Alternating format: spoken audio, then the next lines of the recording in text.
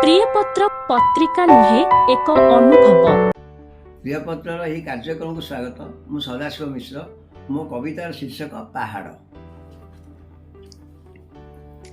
मनीष फटाए पहाड़र मुंड, पहाड़ तालुका फाटी दुई गोड़ हो रक्त हो जाए। पहाड़टा जाक नाली, निष्ठुर मनीष बोध भी हुएनी।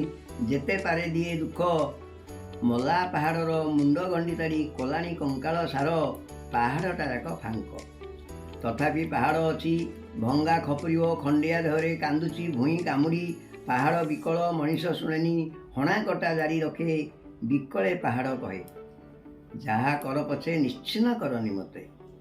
पहाड़ कांदुची सते। पहाड़ विकले कहे, पड़ी थाउ मोर आहत शरीर खंडिया काबरा होई।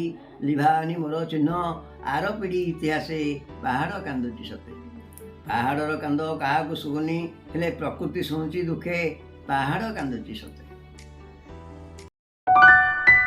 प्रियपत्र पत्रिका नुहे एक अनुभव।